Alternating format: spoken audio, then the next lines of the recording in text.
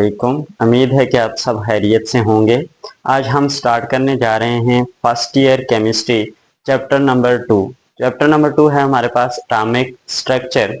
अगर बात करें चैप्टर के नाम की तो एटॉमिक स्ट्रक्चर हमें दो वर्ड पे मुश्तमिल मिलता है, यानी दो वर्ड पे कंसिस्ट करता है। पहला वर्ड है एटॉमिक, दूसरा है स्ट्रक्चर। एटॉमिक वर्ड को हम रिलेट कर सकते हैं विद एटम। एटॉमिक वर्ड को रिलेट किया जा सकता है एटम्स के साथ, एटम के साथ। और स्ट्रक्चर की अगर बात की जाए तो स्ट्रक्चर से मुराद होती है हमारी कहीं पे भी arrangement of particles, arrangement of particles.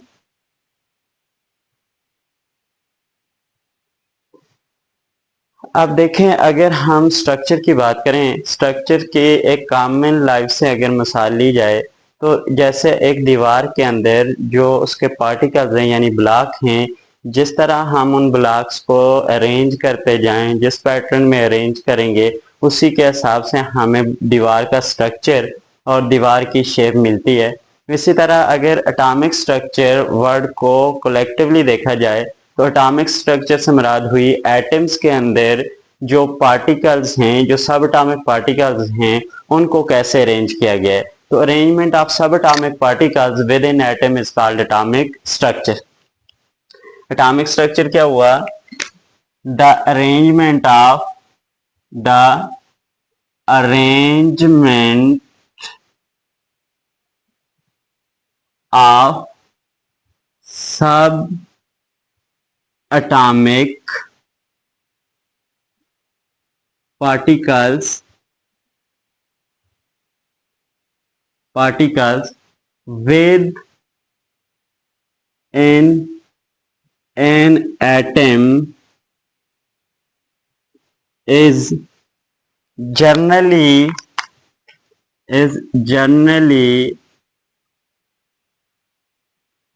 termed as atomic structure, generally termed as atomic structure.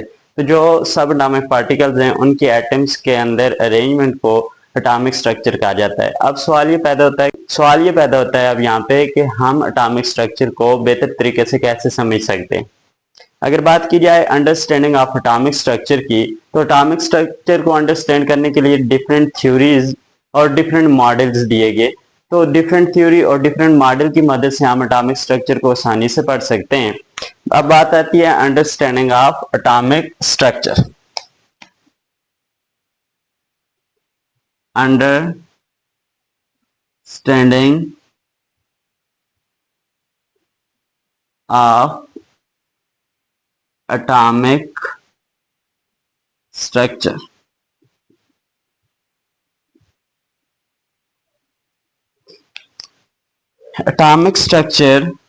atomic structure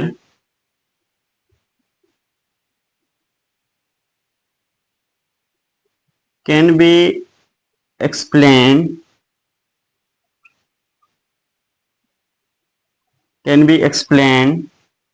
and understand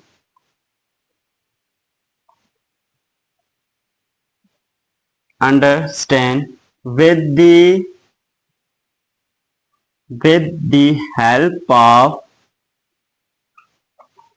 help of atomic theories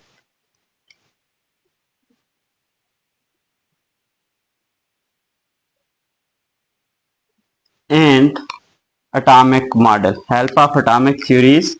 and atomic model, atomic models। First जो हमारे पास एटॉमिक थ्योरी आई atomic structure को आसानी से समझने के लिए, वो थी हमारे पास डाल्टन्स एटॉमिक थ्योरी। फर्स्ट जो एटॉमिक स्ट्रक्चर को समझने के लिए थ्योरी पेश की गई साइंटिफिक, वो है Dalton atomic theory. Dalton atomic theory.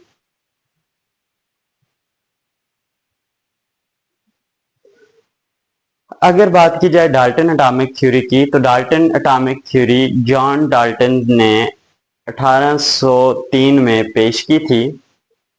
तो John Dalton proposed a first scientific atomic theory in 1803, या फिर हम ऐसे भी कह सकते हैं the first scientific atomic theory was proposed by John Dalton in 1803। आपसे एमसीक्यू में पूछा जा सकता है कि जॉन डाल्टन ने डाल्टन एटॉमिक थ्योरी कब प्रेजेंट की। तो जो जॉन डाल्टन ने एटॉमिक थ्योरी को 1803 में प्रेजेंट या प्रपोज किया था। अब बात आती है कि जॉन डाल्टन एटॉमिक थ्योरी के मेन पोस्टुलेट्स क्या हैं, या जॉन डाल्टन एटॉमिक थ्योरी के मेन पॉइंट्स क्या हैं। तो main postulates of Dalton atomic theory, main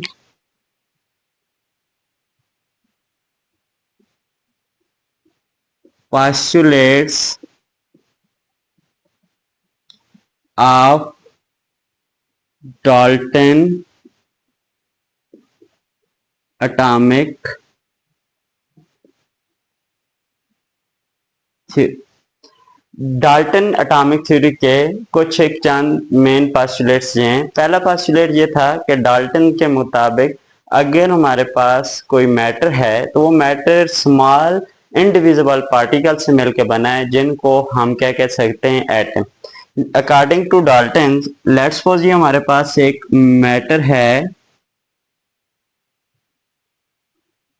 इस मैटर को अगर हम ब्रेक करें तो ये स्मॉलर पीसेस के अंदर ब्रेक होता जाता है, और एक टाइम ऐसा आता है ये बहुत स्मॉल टाइनी पार्टिकल्स के अंदर टूटता है, जिनको हम फर्दर तोड़ नहीं सकते। यानी matter can be a break down into smaller pieces, और एक टाइम ऐसा आता है कि हम उसको फर्दर डिवाइड नहीं कर सकते। These small particles of matter are called atoms. तो according to Dalton, matter made up of small indivisible particles called atom. दोबारा देख लें, according to Dalton atomic theory, matter is composed of या made up of small indivisible particles called atoms. तो first postulate हमारे पास क्या बनता है, according to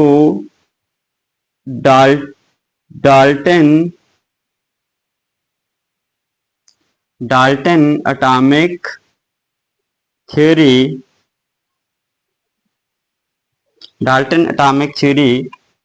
matter is made up of small or tiny indivisible particles called atoms। तो Dalton's का first postulate यह आया कि मैटर स्मॉल इंडिविजुअल पार्टिकल से बनता है, जिनको हमने एटम्स कहा गया। अब सेकंड बात करते हैं, सेकंड पोस्टुलेट्स क्या है डाल्टन एटॉमिक थ्योरी का। तो डाल्टन एटॉमिक थ्योरी के मुताबिक अगर हमारे पास कोई एलिमेंट्स है तो उसके तमाम के तमाम एटम मैस में और प्रॉपर्टीज में आइडेंटिकल्स होंगे। तो atoms of same elements are similar और identicals in mass and properties. For example, हमारे पास हीलियम गैस के तमाम एटम्स हैं, तो उन हीलियम गैस के तमाम एटम्स का मास और उनकी प्रॉपर्टीज सेम होगी। सिमिलरली अगर हमारे पास तमाम के तमाम एटम कार्बन के हैं, तो कार्बन के तमाम एटम्स का मास और उनकी प्रॉपर्टीज सेम होंगी according to Dalton atomic theory. Second postulates क्या बनता है? Atoms of same elements are identical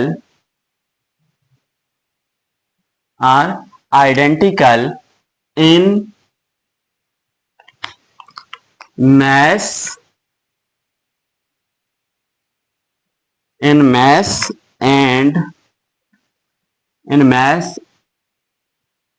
and properties. Mass and properties.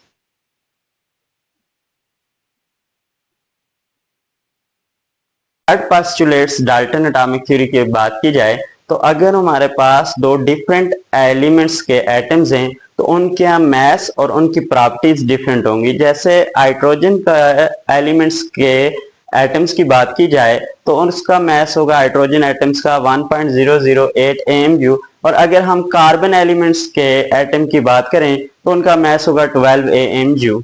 तो according to Dalton atomic theory, atoms of different elements are different in mass and properties. Atoms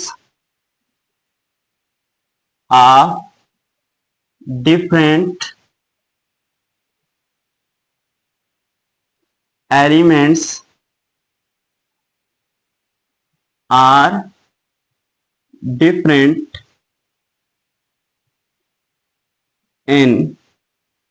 different in mass and properties.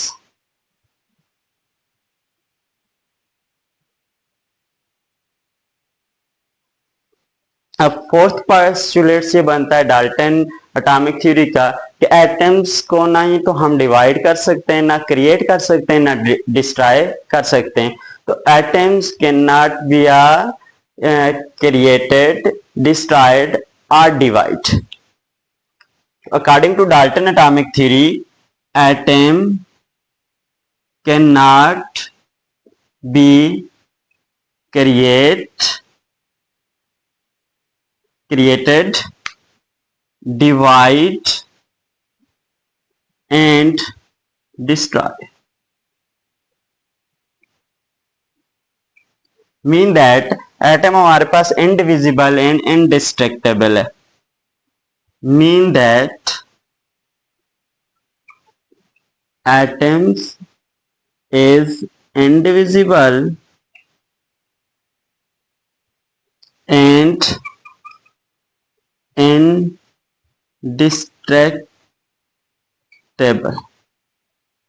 ना atom को divide कर सकते हैं और ना ही atoms को हम क्रिएट कर सकते हैं। अब नेक्स्ट पोस्टुलेट से बनता है डाल्टन एटॉमिक थ्योरी का कि अगर कोई केमिकल रिएक्शंस होता है तो एटम्स सिर्फ अपने आप को रीअरेंज करते हैं और सिंपल होल नंबर रेशियो में रीअरेंज करके कोई कंपाउंड्स बनाता है। तो atoms in chemical reaction only rearrange themselves and form new substance or compounds. Atoms combined in simple whole number ratio to form compounds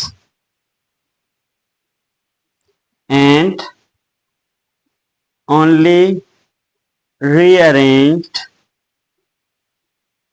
during chemical reaction. तो chemical reactions के दौरान atom सिर्फ अपने आप को रीअरेंज करते हैं। ना तो हम एटम को क्रिएट कर सकते हैं, ना ही एटम को डिवाइड या डिस्ट्रॉय कर सकते हैं। अब बात आती है, नेक्स्ट हमारे पास बात आती है limitations of Dalton atomic theory. Limitations of Dalton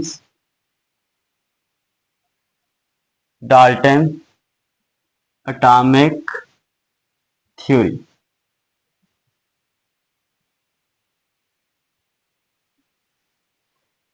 अगर हम डाल्टन एटॉमिक थ्योरी की बात करें, डाल्टन एटॉमिक थ्योरी के मुताबिक एटम्स को डिवाइड नहीं किया जा सकता, लेकिन मॉडर्न रिसर्च और डिस्चार्ज ट्यूब एक्सपेरिमेंट के बाद डाल्टन एटॉमिक थ्योरी को मॉडिफाई किया गया। यानी हमने मॉडर्न रिसर्च और जब डिस्चार्ज ट्यूब एक्सपेरिमेंट हुए तो हमें पता चला कि एटम्स को हम डिवाइड कर सकते हैं और उसके 3 फंडामेंटल सब एटॉमिक पार्टिकल्स हैं, इलेक्ट्रॉन, प्रोटॉन एंड न्यूट्रॉन, और फर्दर मोर सब एटॉमिक पार्टिकल्स में भी डिवाइड कर सकते हैं।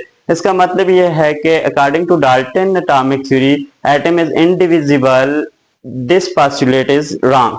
तो डाल्टन के मुताबिक जो फर्स्ट पोस्टुलेट था वो रॉन्ग है, हम एटम को क्या कर सकते हैं, डिवाइड कर सकते हैं। तो फर्स्ट जो लिमिटेशन आई वो ये है कि atom is divisible,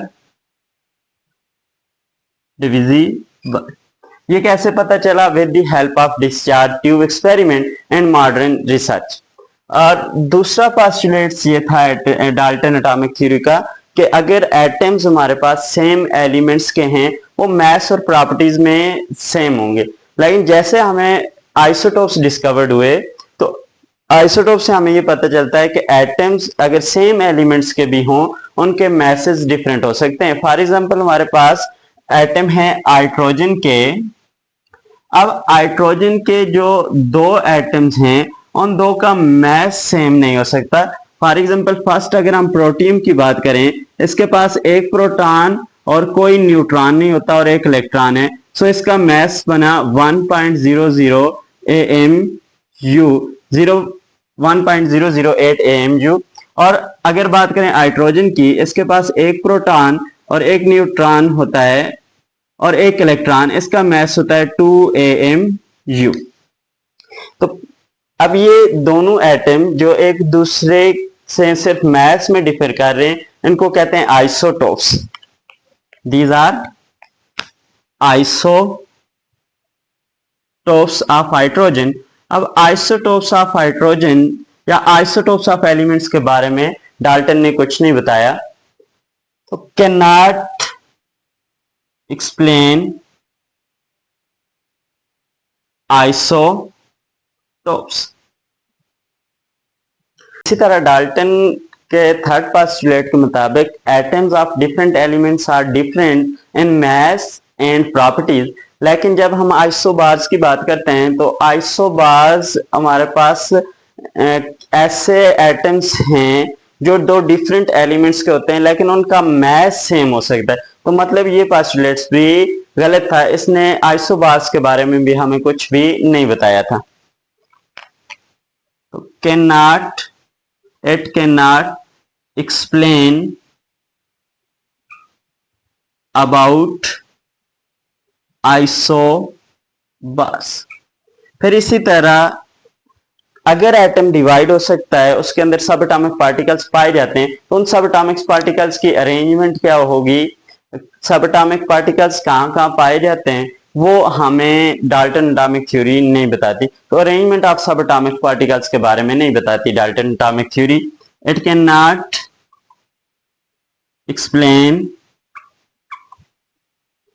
arrangement of सब एटॉमिक पार्टिकल्स। ये हमारे पास कुछ ड्रॉबैक या कुछ लिमिटेशन थी डाल्टन एटॉमिक थ्योरी की। नेक्स्ट हमारे पास आते हैं थॉमसन एटॉमिक मॉडल, वो हम देखते हैं इंशाल्लाह नेक्स्ट वीडियो में।